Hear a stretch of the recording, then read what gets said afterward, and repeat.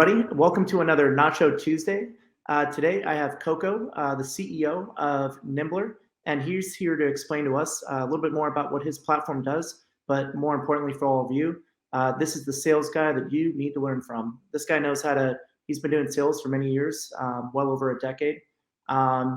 This guy understands how to close the biggest deals that you could possibly get for your clients, which is very important as a startup. So we're about to learn a lot from him here today, and we thank him for his time. To get started, I guess, Koko, would you like to give us an overview of what Nymblr does? Yeah, Andy, thanks for the opportunity. First of all, thanks for having me on the podcast. In a nutshell, what we do at Nymblr is we help salespeople and marketers get access to high quality lead and contact data for their outbound campaigns without breaking the bank. So we've come up with a platform that makes it really easy for them to access high quality B2B contact data and use it for their outbound campaigns. Everybody needs that. Yeah, right. Yeah, as I say, it's all about who you know, right? And if not, just get their contact information and pitch them. True. Cool. So yeah, sales are the lifeline of any startup. You know, of course, everybody is always asking me, anybody they really talk to, how do I get more sales for my startup? It's like it's the number one thing for any company that's looking to grow. And this could be especially meaningful for any startup in the early stages. Getting those first few sales are very important. So what strategies would you recommend for startups that are looking to get their first couple of sales to get moving? I mean, to be honest, there's just a lot of things you can do, and you just need to get out there and start selling, start having conversations with your prospects. So that's the main thing, really, just doing the work, getting out there, talking to people, seeing what works and what doesn't. And a lot of startups are really afraid, in my opinion, to actually get out there and sell. They have all the excuses, we don't have marketing, we don't have product, we're not ready. I think you just need to get out there and sell, get in front of your ideal customers. Obviously, you need to have a strategy. You need to know who your ideal customers are. So the first thing that I always tell people is, before you even start selling, right, that identify who your ideal customers are, who you're building your product, or what problem and for who is your product solving that problem. So that's really the main thing. Identify your ideal customers and then start getting out there, start reaching out to them. You don't need anything fancy at first. As a startup, you can just pick up the phone and call somebody, right? You can ping them on LinkedIn, you can send them a cold email. Of course, having some processes and systems in place helps tremendously, and it's very important to scale and get more customers. But I would just recommend that as a startup, as a founder, just get out there and sell your own product, drink your medicine, and talk to customers, see what they need. That's a great point. Yeah, and just getting out there in person. I know we're past COVID now, but I was just at a real live in-person event last week, and I got to tell you, it was great being able to work face to face with people. I think it's a lot better for sales when you're actually talking to people, doing your elevator pitch. And so when you get out there to these networking events, it's a great opportunity to even work on that pitch in the first place, because you're there getting live feedback from people. Figuring out if you have fully thought about everything for your business and you have the right alignment with your ideal customer profile. But you'll learn that pretty quick if people start to poke holes in your pitch. A lot of other entrepreneurs too, I find too, want to stick too much to their original idea, and they're afraid to pivot, even to the slightest degree, depending on the feedback they're getting. Many times, you might also find that the customer that you had in mind might not be the exact customer for the product that you're building. And you have to be, open to kind of changing your mind around that, and maybe even shifting who you focus your marketing efforts on. What do you think about that? Yeah, I agree with you. I think a lot of startups are really focused on their idea or initial idea, and they're afraid of pivoting and making changes. I think it's crucial now. It's being a startup. You have the opportunity to be flexible, to be nimble, and you just have to follow the money, follow the opportunities, listen to your customers. In the end of the day, you're building something for them, not for yourself. It doesn't matter, what you're building to yourself. It matters for your customers. So listen to them and be flexible and nimble. That's the best thing about having a startup, because you can make those decisions, you can make those changes, you can pivot, you can provide some actual value. Yeah, that's entirely right. Yeah, almost made a joke about Nymblr. You mentioned the word nimble. Is that where you guys got your startup name, or how did that come about? That's exactly the how we came up with the name. You know, we've been involved with startups for quite some time, other companies, and we've seen that people really had um, challenges, you know, making decisions and moving quickly and doing what's best for their customers. And we wanted to be the total opposite of that. We just wanted to be fast, aggressive, make decisions quickly. If it doesn't work, who cares? You know, we'll go ahead and we'll fix it. We'll change it. It happens. Spending more time to make a decision doesn't mean that it will be the right decision. So we believe in just being fast and aggressive and being able to move quickly. That's a great culture there, and it's even so much that you guys built it in your name. I love that. So I guess in your opinion, what's important for small business owners to keep in mind during uncertain economic times? I know a lot of people are talking about that now, like it's the boogeyman or something. Yeah, really. I mean, one of the things that we're focused on might be of value is, you know, we're focused on our cash flow and you know, spending money and the type of commitments that we make. So we'll look at, let's say we're trying to hire people, we're talking to recruiters, right? We'll look at different options and we'll pick the most affordable for us, right? So we'll try to make sure that we can stay nimble, again, using that word, but we don't want to get locked into long-term contracts. We don't want to overpromise and overcommit. So just look at more options. Be a little bit more budget conscious in 2023 because there's a lot of uncertainty what might happen in the economy. So that would be my main advice. You know. Definitely. And certainly keep moving forward as well too, right? I mean, figure out performing channels, but a lot of companies alternatively pull back when they there's an opportunity to potentially acquire customers when your competitors might not be as aggressive as well. Well, and this is a great time, I think, for new companies and even existing companies, you know, to acquire new customers. I think it's time to be more aggressive and more flexible, and I think that will earn you some business. Yep, that's a great point. So what would you say? That sounds like an underrated sales tactic to me, which is going to be my next question. But I guess what else would you say would be an underrated sales tactic? And then alternatively to that, what would be a common overrated sales tactic that you've seen? You know, underrated sales tactic to me, and we can put it both ways. Is, you know, not giving the customer a demo of your SaaS product during the discovery call.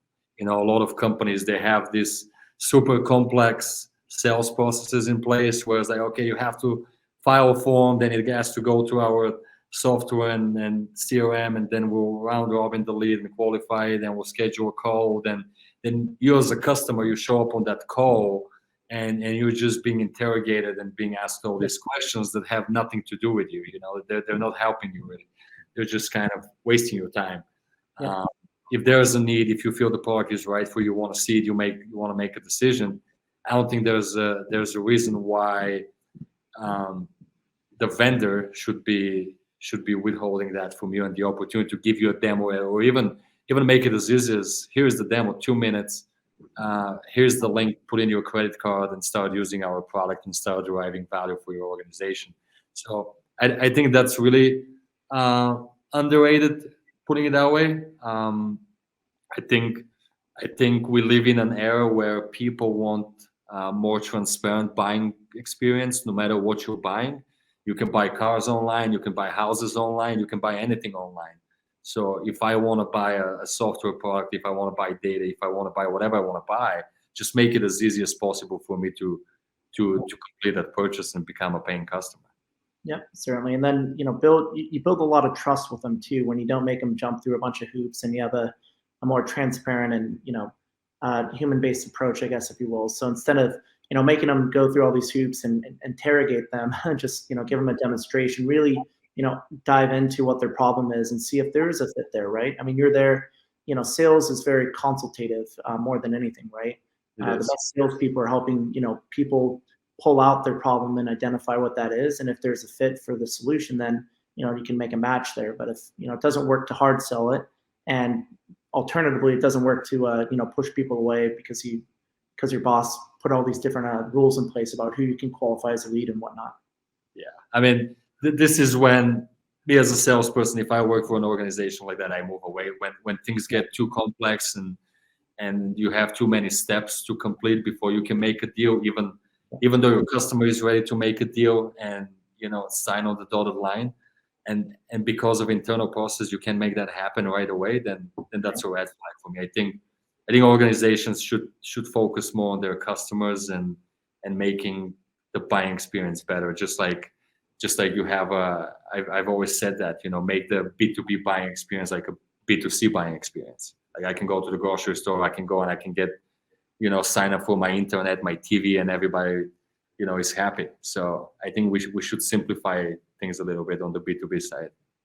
Yeah, I definitely got to agree with that. I've been on the B2C side as well as the B2B side, and there's a lot you can learn from the B2C side that you could bring over to the B2B side, which a lot of it, especially from large organizations, like you said, there's too many rules, it's too structured, people feel like a number. But if you can connect with people and the sale becomes more than just a transactional based thing, it's something they can get excited about because they're really solving a problem and they feel like somebody's actually listening to them. Those turn into really excited customers that could actually become net promoters for the company and spread the word, as opposed to the approach a lot of other companies follow. Yeah, you know that even in B2B, like 95% of the buying decisions are emotional. They're purely emotional because we are human beings, and the way we buy B2C is the way we buy B2B too. So B2C marketers are doing a great job at making us buy products and services because of our emotions. So that's something that we can all learn in B2B and do better. If somebody is ready to buy and you can create that, impulse buying trigger, I mean, just make it happen. Yeah, I've seen that a lot, and it comes down to, for marketing and sales, even the design of your platform. Have you been in TechCrunch? And, a lot of the things that you would associate with driving consumer demand for a product that, would be considered irrational, works in B2B is just the same, right? So people look at your website and they say, wow, this thing looks really well designed. This must be a legitimate brand, as opposed to something that looks like it was made in the 90s. People are just going to write it off and say, there's probably a poor company that doesn't have a lot of customers. Go ahead. The least you can do is look good, at least look good, look professional, look like you know what you're doing. I mean, it's the same way for products, for websites, companies, people, right? It's a very simple rule. Totally agree. So everybody wants that whale customer, the enterprise customer, if you will, when they're a startup. But how would you recommend landing such a customer, and what are the potential downside risks for that? Yeah, everybody wants one of those, and they're critical to the success of a startup. You shouldn't put all of your eggs in one basket, right? You shouldn't be just chasing enterprise customers, and you shouldn't just be getting one enterprise or two enterprise customers and having the majority of your revenue based on that. But it is important, it is great, and luckily in my career I've been able to do that quite a few times. And what I would suggest to startups getting their enterprise level whale customer is just, you have to be confident. I think that's what startups lack when they talk to these big enterprise companies. They just lack the credibility. That's first. You can overcome credibility with confidence. You can build a better relationship than the guy next door, and you can build a personal relationship with your customer. But again, the main thing I believe, in my opinion, that's made me successful is just confidence. That always works well. Nobody wants to buy something from a sales guy that doesn't feel confident about their product or doesn't believe in their product. People can feel these things. They can see when you're truly passionate about what you're doing, and they care about that. They want to see that. Yep. There's two ways to play it, right? Like you said, I mean, emotions are still a big part of the buying decision. Even if you're in a big multi-billion-dollar company making a decision on working with a startup, there's a lot of risk for you in that large company to go get into bed with this company. But there's also a lot of opportunity, right? So if you as a startup pitching are very confident, you could pull out that, I guess, that greed lever, I guess, in the person that works in that large company that could see this as an opportunity to look good. If you can improve their bottom line, make them look good, this is something they can get really excited about. But you have to be confident there. However, if you come across as maybe a risky, rickety startup that might make them potentially look bad and end up as an egg on their face, it all comes out based on how you present yourself to them. And if you present that kind of an appearance to them and they feel like they're at risk if they decide to work with you, you're gonna lose the deal because of it. Every time. Great. What would you say are the top sales tips that any startup can use to get more customers? Top sales tips. I mean, do we have to do this in a structured way, like 1, 2, 3, or just? We just shoot. Yeah, we keep it pretty informal. So Yeah, I think just get out there, mm, find out what works best for you. Don't be afraid. Be confident in your product. That's the sales tip number one. Sales tip number two: identify your ideal customers. You can't sell to somebody unless you know who they are. You don't want to waste time and get discouraged pitching the wrong people. yeah, And then sales tip number three is figure out a way to scale and build that process and automation, because even if you're a startup founder and you're a great sales guy and you get a few deals, that's great, but you need to be able to scale that process. So think about scalability, and how to do that effectively. Figure out the data piece, figure out the systems and the tools that you need to use to make your outbound sales more efficient and generate more deals. yeah. So I guess those some good points there. I guess failure comes with any profession. Can you tell us, maybe about a time that you failed and what you learned from it? Oh man, I mean, we fail on daily basis, right? We fail on daily basis. Let me think about this. It's happened so many times. Yeah. It's literally on daily basis.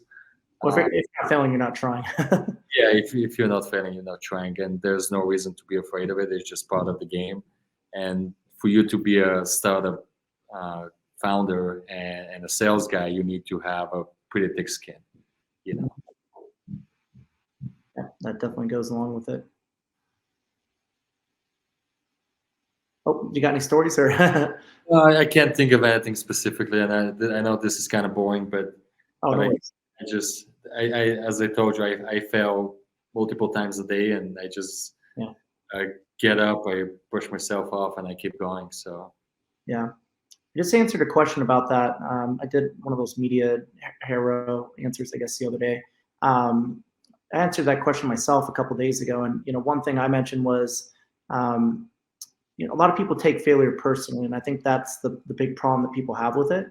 And if you could take a step back and realize that any failure is not a personal attack against yourself or who you are and your identity, you can start to remove yourself from associating too much emotion with the act of failure. And I think when you can do that, then it becomes an opportunity to learn from it and be able to actually objectively learn from it and take some of those lessons forward, so that it doesn't happen again. But it all starts with your perspective on how you approach failure, in my opinion. So about your mindset, you got to have a winning mindset, and you got to have thick skin. That's it. You're going to fail, and it's better to fail fast than to wait. So don't be afraid of it. That would be my advice. And embrace it, Be nimble, get out there and fail fast. What other marketing and sales tactics or strategies would you recommend businesses to keep an eye out for in 2023, aside from using ChatGPT to write everything? Right. Oh man, there's so much buzz about AI, ChatGPT right now. It's amazing. I think we're going to see a lot of cool things happening in the space in the next year or two. I agree. I think that we're we are going back to using effectively using outbound email. Yeah. There was a point where people were like, outbound email doesn't work anymore. People are not opening the emails. People are not reading these emails. They're not responding. People got really focused on LinkedIn, right? And then you saw a bunch of tools coming in the space and doing LinkedIn automation and outreach. But then LinkedIn shut that down basically, and they're like, no, you can't send that many requests. You can't send that many messages, things like that. So I think email is coming back, and there are really smart ways to increase email deliverability. We're working with some great guys that are helping us with outbound email at scale, using our own data, which allows us to reach hundreds of thousands, millions of people effectively, without spamming them, without You guys got a leg up on that one. So I think that's a great strategy for next year. Focus on outbound email, and of course there's different tactics on how to do that, and different micro strategies. But just do some research, invest in outbound email automation, and I think it's going to deliver results for you, because I see it delivering a lot of results for Nymblr. I see it delivering results for our customers that are using our data and buying our data to be able to reach out to their ideal customers via email at scale. Yeah, that's a great point. Yeah, it all starts with having quality data to work with from the beginning. Knowing you have the right contact information and you're reaching out to the right ICP, or buyer profile, I guess, within the ICP at these companies, and having a great pitch, right? So there is a lot of tools, as you mentioned, out there. I get, I'm kind of get the opportunity to see a lot of them, so we get to kind of hack it over here too. Sure. Line is one. There's a couple other copywriting AI platforms that I think are really great to, at least tweak the introductory lines of the pitch, so that it's, it looks, very much more personalized than, a lot of the other, variable based approaches where it's just first name and maybe the company variable, which, anybody could read these days when it comes into their inbox. I know it's obviously a cold email, but a lot of these tools, Hyperice is another one. You can do, embedded images, GIFs, videos that have, the company logo that you're emailing, or the name of the person in that video automatically show up. We found those to be pretty effective as well. That's come across a lot more personalized. So, we've been seeing, higher open rates and response rates because of it as well. Yeah, personalization is going to be key in 2023 for cold email. There are a couple of tools out there that come to mind that are doing a great job, in my opinion. Yeah. One is Lavender, and the other one is Reggie.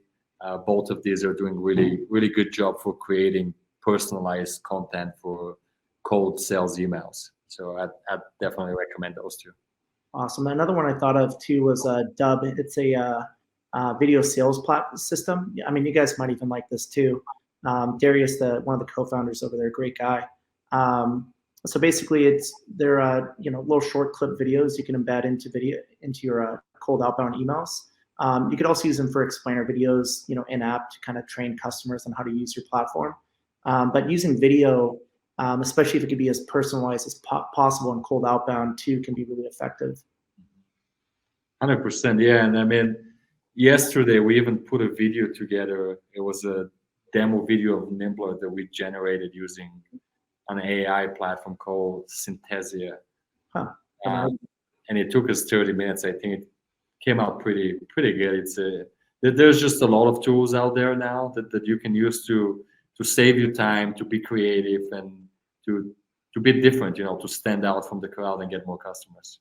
Awesome. Yeah, I'll make sure to post a couple of these into the LinkedIn comment section too. And if you could do the same, I'd love to check out some of the recommendations that you had there. Yeah, and I would recommend to people to, stop focusing on trying to get people to hop on a call with you. Mm-hmm. Instead, try to focus on engaging with them and starting a conversation. And if what you're offering is of value to them, they will be the one to ask you for your Calendly link and to hop on a call. I can't tell you, but it's so annoying. Every time I get a long LinkedIn message or an email, and then at the end all I see is a Calendly link. I mean, I don't even know what to do. They're just keep emails short, personalized, and straight to the point. point. Try to start conversations and build real relationships. And people will appreciate that. Yeah. It's all about starting the conversation, and I've seen that switch too as well. A lot more. A lot of emails are getting way higher response rates if you just ask a question of the person, and then they'll really pay attention, right? If you can get them to answer even a quick question, that gets them hooked to actually pay attention to what you're pitching, aside from just being tossed away into the spam folder because they don't actually understand what you're doing, because they didn't actually go to your website because they felt like you were trying too hard to sell them and get into a meeting right away. Yeah, true. Yeah, that's a great point. So yeah, great point. Definitely try to elicit a response out of people. That's more important than a CTA to book a meeting with them right away. Nobody wants to feel like they're a piece of meat and have just get pushed into a meeting right away before they even know what it is that you do and how it actually helps them. I mean, then you spend all this time to get them. Let's say they even hop on a meeting with you, right? Mm-hmm. Because of that tactic, and it worked. They hop on a meeting, and then it's a discovery call, and they don't get to ask you anything or learn anything of value, and you're just qualifying them and asking them all these annoying questions. Yeah, I get it; it's important, but there's better ways to do that. Yeah, definitely. Yeah, if they engage with you, they tend what I've seen is they tend to be a lot more excited for that call when the call comes. And like you mentioned, they're the ones that are asking for your calendar at that point, trying to get something set up. And then by the time they get into the call, they know what you do, and they're much more committed to actually follow through with it anyway. So it's a lot higher quality lead that way.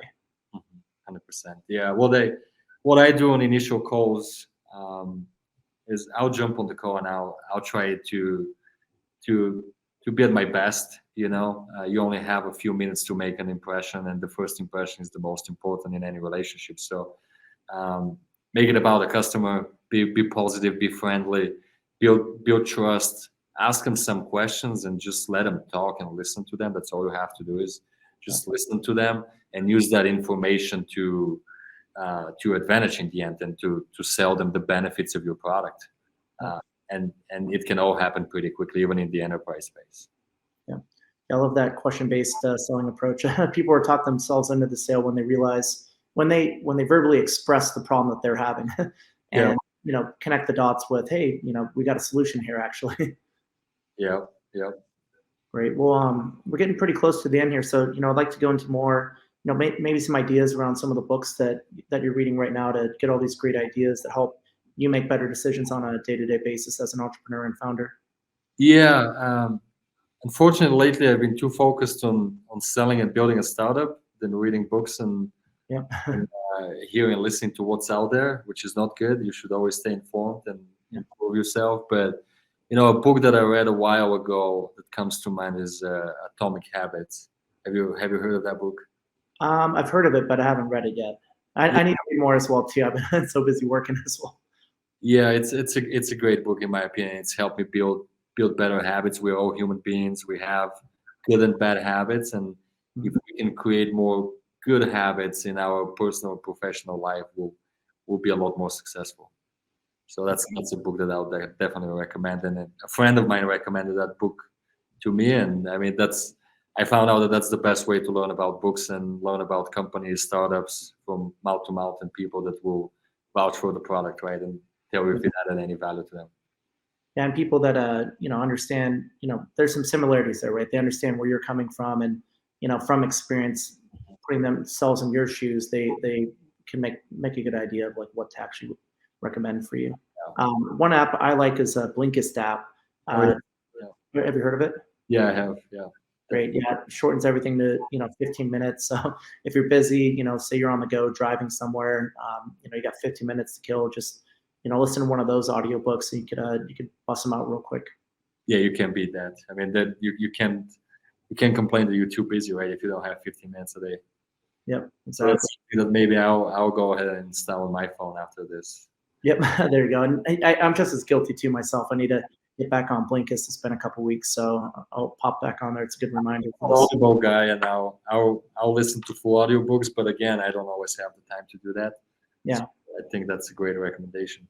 Yep. Just snippets of most books I find are kind of, some high level themes, and they could be broken down into several key concepts. And if you can understand those, like you get 80% of the book right right there. 100%. Great. So what's I guess what's one thing we should look forward to with Nymblr, and where do you guys see yourself in the next 5 years? 5 years is a long time. Yep. But we definitely see ourselves as being successful in the near future and in the long run. So we're working on a lot of exciting stuff. We're doing some crazy things with AI as well.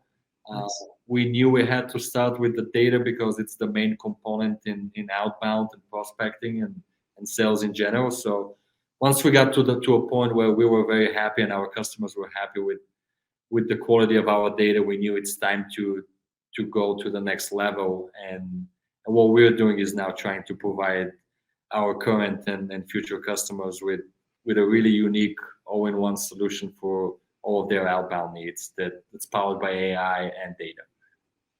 That's great. Well, Koko, I really appreciate your time today. And now anybody else interested in getting leads that actually work, that's the beginning of the sales process right there. You just heard it from Koko. He's the guy to go get your leads from. You can find their product today on Nacho's B2B SaaS marketplace. You can get a juicy 30% off cash back. It's a great deal and a great product. You just heard from him here, and we use it. I think we're getting into using it ourselves here pretty soon too. So my growth marketing guy's pretty excited about it. So we'll definitely be using the product here soon too. But once again, thank you so much for the time today, and everybody else that joined us. Nacho is the place to manage, discover, and save on SaaS up to 30% from great products like Koko's here. And we look forward to seeing your continued success and growing our companies together. Thank you, Andy. Appreciate you having me. Likewise. Thank you, Koko.